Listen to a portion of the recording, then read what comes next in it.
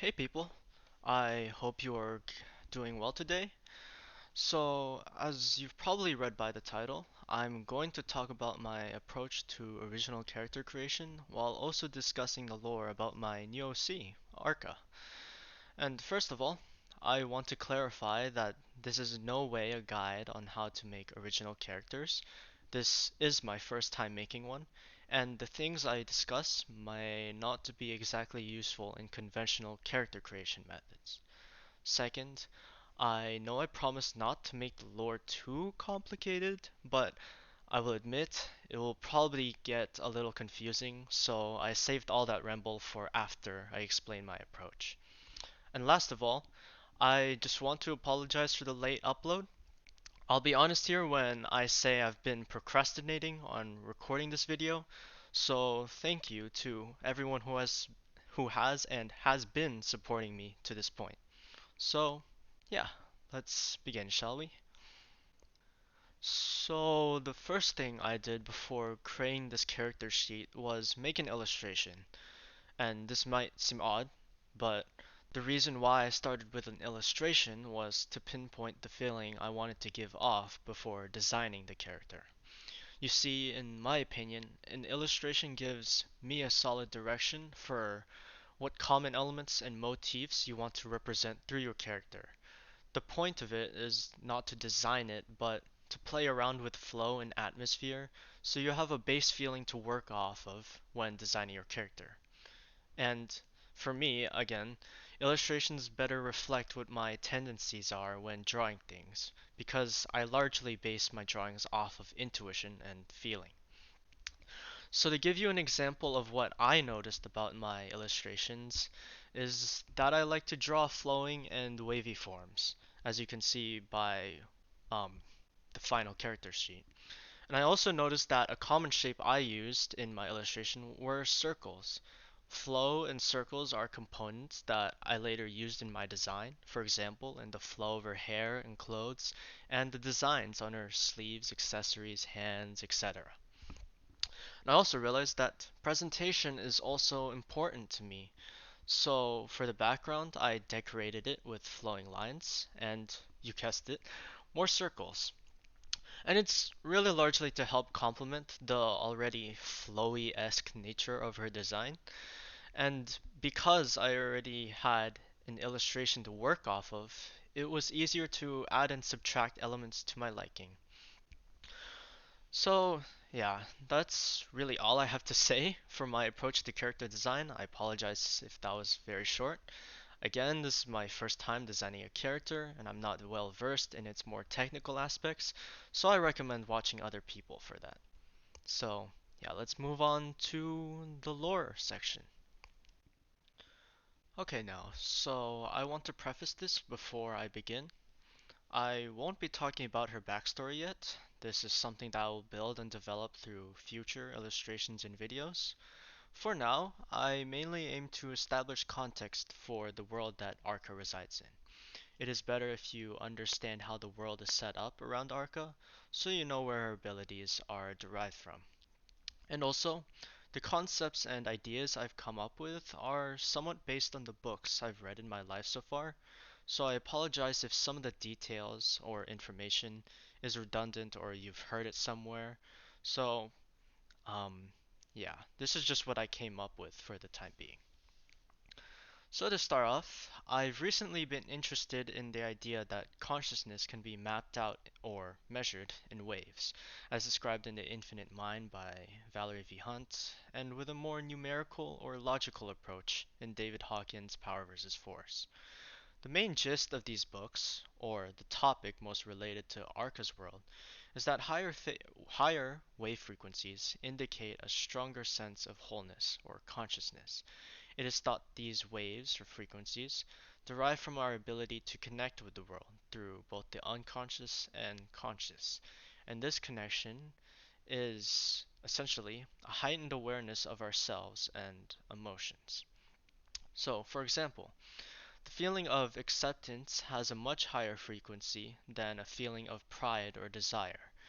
This is because feelings derived from instincts or survival are often lower on the scale, since humans who exhibit them act impulsively.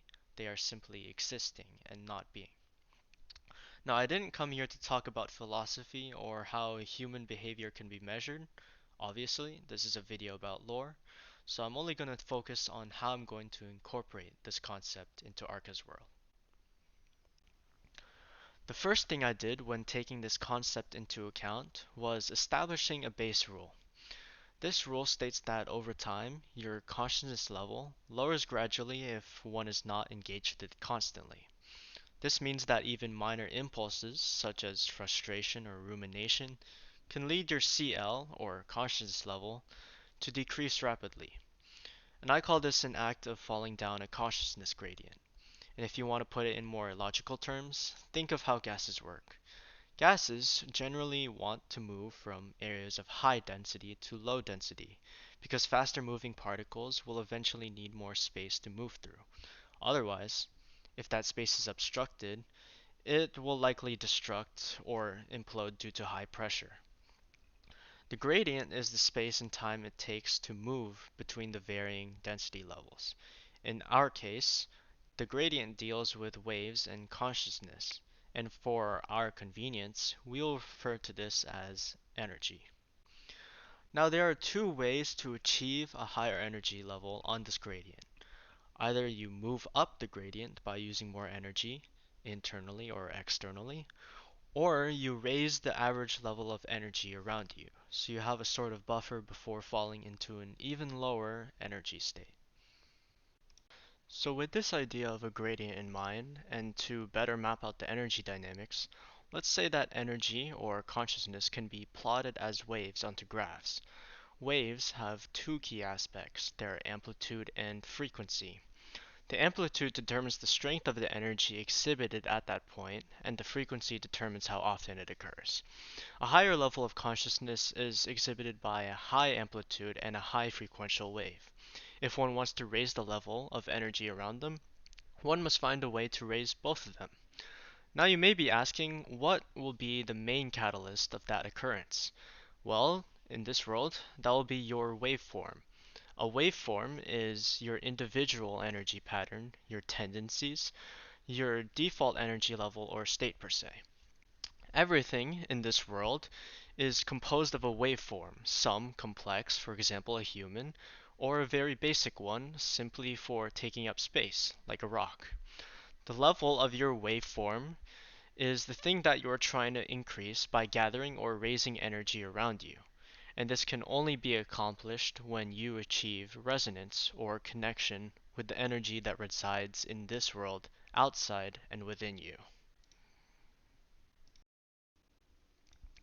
Alright, so I decided that I will also illustrate as I talk now because I feel this will be easier to explain with a drawing as well. So, yeah, now with this idea of a gradient in mind and to better out map the energy dynamics, let's say that energy can essentially be plotted as waves onto graphs. So essentially, waves have two key aspects, their amplitude and frequency. And so the amplitude essentially will determine the strength of the energy exhibited at that point, and the frequency determines how often that state of energy occurs. Now, a higher level of consciousness is one that has both a high amplitude and a high frequency. This is because um, you are more connected to the world at much longer periods of time. So, I mean, it's fitting. However, a lower state would be um, characterized by a very erratic sort of wave pattern. There are highs and lows. Sure, you can have some amplitudes, but they slowly dip in and out, and it gets very messy.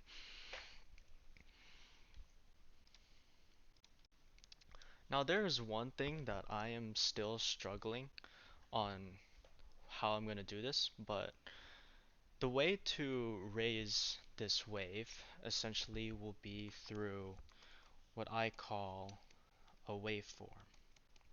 And a waveform essentially is the average of the waves taken up within a certain body of space. Um, your waveform is an, an energy pattern essentially. And in humans, it's essentially your tendencies, your default energy level or state per se. And everything has a waveform. There's a rock, and you can have, like us, a human. Humans obviously have more complex waveforms, and rocks are more simple. They merely exist for taking up space, so they don't really need much complexity in them. Now, the level of your waveform is basically, oh yeah, like I stated earlier, the average of all the energy built up within you. So that also means that is the average of the waves that make up that space. And essentially, to increase your energy level, your average energy level, you have to tune your um, wave with the waves and energy that go on around you. So they have to match both the amplitude and frequency. Um, Now, I just want to say that this is not limited to waves that are the same as you. They can also be much higher than your current energy level, and you can incorporate that wave into your waveform. However, that higher waveform will eventually taper out, so you will only gain, I don't know, just a very small inkling of that energy, and the only way to keep that constant is to, of course, take more energy in.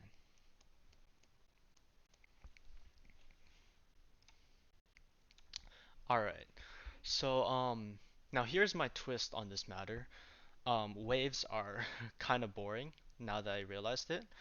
So I've decided that, sorry, an energy wave will be made up of four other waves, being the four elements: fire, water, air, and earth. And I actually drew symbols for these, I believe, if I can remember them here. Oh, sorry, no, that's just a wave. Earth is this, and air is this. And so essentially, um, each of these elements, of course, have their own elemental waves. They do not do much on their own, but when their frequencies match up, this creates a reaction between them. And this will therefore raise the frequency and amplitude of both wave fields, therefore increasing the strength of a C wave. Now, at least two waves or elements must interact to strengthen the C wave level. And when these reactions happen enough, the strength of your waveform will also increase as well. Like before, if um, essentially if you have more of these energy waves coming in, high amplitude and all that, of course the average level of your waveform will go up. So that's basically what is happening here. Now this is of course a brutal simplification of the process. I'll explain its intricacies more in the future. For now, I simply want to describe what each element represents so you can get a base understanding of how they interact and work. Alright, so the first element I want to talk about is going to be water. And in this case, The water element accounts for absorption affinity. So essentially, it's one's ability to capture the sea waves or energy waves, which I forgot to clarify, um, that that surround an individual. A strong affinity in this element will allow for a quicker buildup of energy, so they will be able to tune their waveform more efficiently and therefore be able to gather energy at increasing speeds, and it can even accelerate at some points. Um, these people are very adept at taking in their surroundings and connecting with the world around them. Um, I would characterize it as flowing through it and absorbing it, like literally. So, yeah.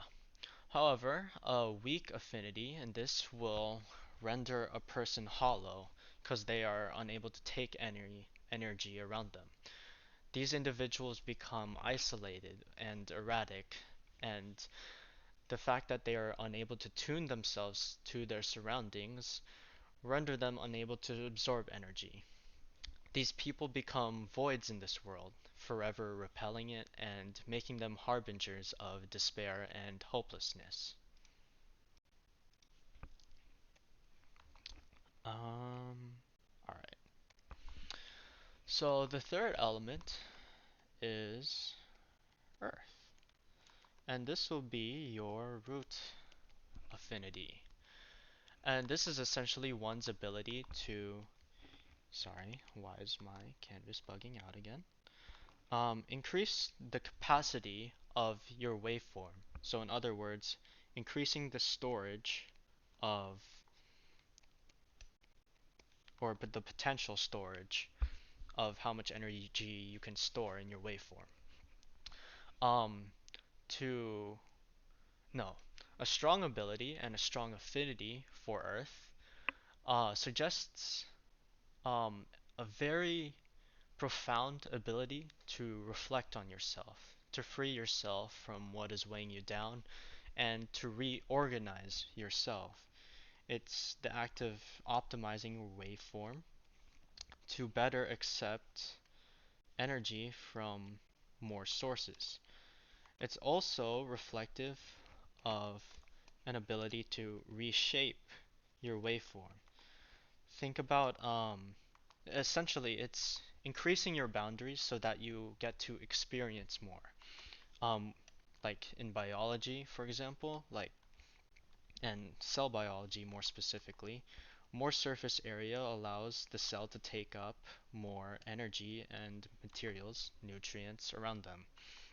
And this is essentially what's going on with a waveform. A waveform, when it's um, when it changes its shape and increases its surface area, and of course with great precision and control, you can start to absorb more energy.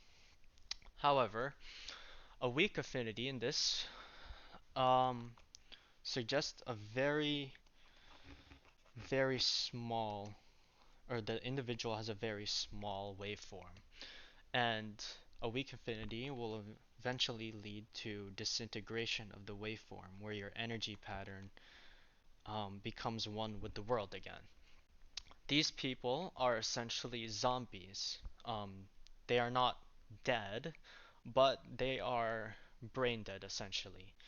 And zombies also have the ability to disintegrate or disorganize the waveforms of other individuals, um, which is why you should be wary of them because they are the sources of disease and misalignment in cultures and society of this world.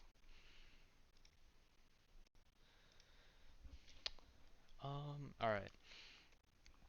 And, okay, I'll just create a new layer for this.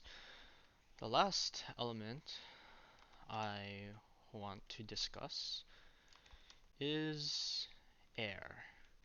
And, and this essentially will count for your luminal affinity. This is your ability to manipulate the energy around you, essentially.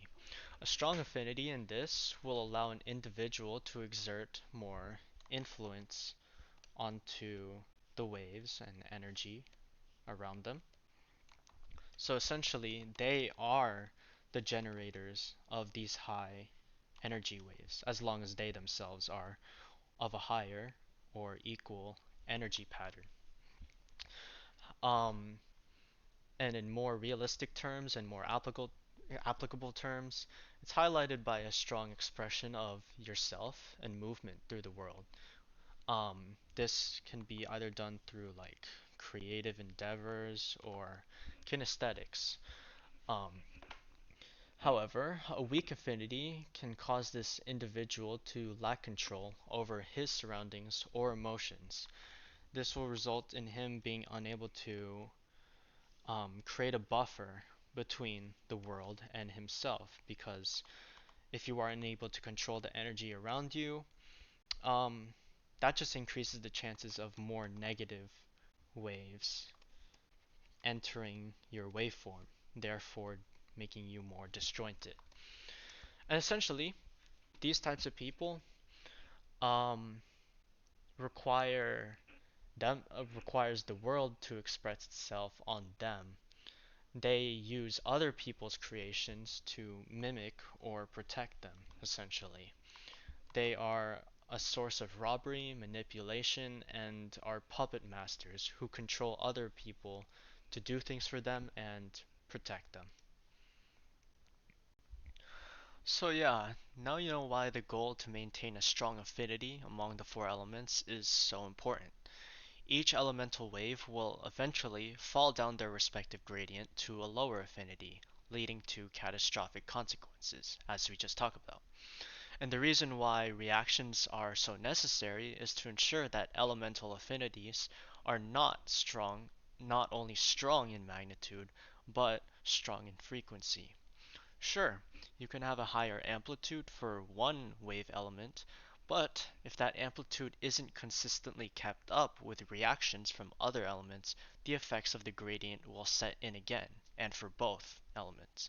For example, without water, fire loses its value since you cannot absorb the energy present because water, you absorb energy.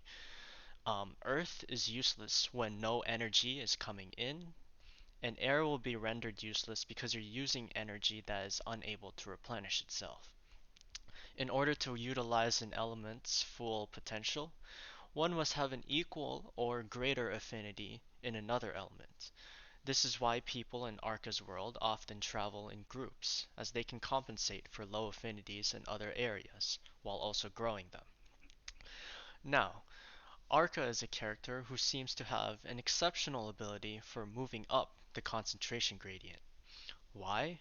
Because since birth, she was already manifesting elemental reactions at a very fast pace.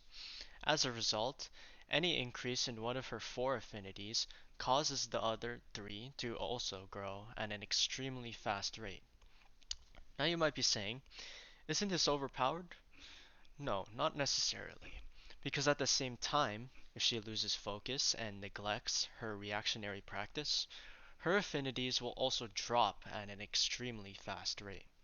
She has the capacity to both build worlds and destroy them.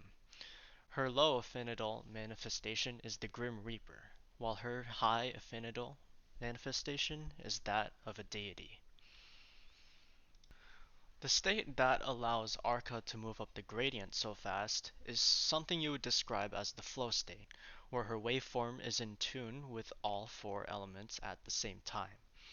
Usually, people can only tune two or at max three elements at the same time, which is why they usually travel in groups, specializing in certain elements to be able to reach the fourth attunement level.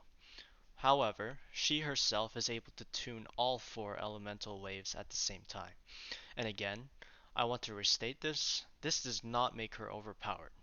There will be moments where her flow state is challenged, when one of her elements becomes out of tune and requires the assistance of people she meets along the way to compensate for her sudden dip in affinities. She is talented, yes, but does that make her invincible? No. With greater strength will only come greater challenges. Now that is a lesson she will learn throughout her journey, and I won't go much into detail about this journey, but essentially, she is the first human to ever be born in the ocean. This gives her the unique trait of being connected to both the sea and land at the same time. Her main conflict? Well, I have a reason for not giving it to you, because, and of course, no, it's not a conflict between the sea people and land people. That's already been done before. The reason is because this is a story that I want to develop through time. Um, it's something I want to put in my own experiences in it and put in lessons that I've learned from, I don't know, books, anything really. So, yeah. I will say it involves a confrontation with the self and nature, but uh, I don't know. There's really just no direction that I have with this right now.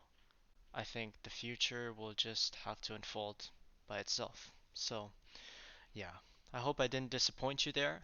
And I'm also aware that you may be very confused right now, but uh, I don't know. Maybe I just wanted to make my world sound more interesting than it is. But yeah, I'll update this story once in a while. Maybe I start a comic, who knows? No promises, of course. But until then, I hope you guys have a great day, and hopefully I'll see you in the next video pretty soon. So, yeah, bye bye.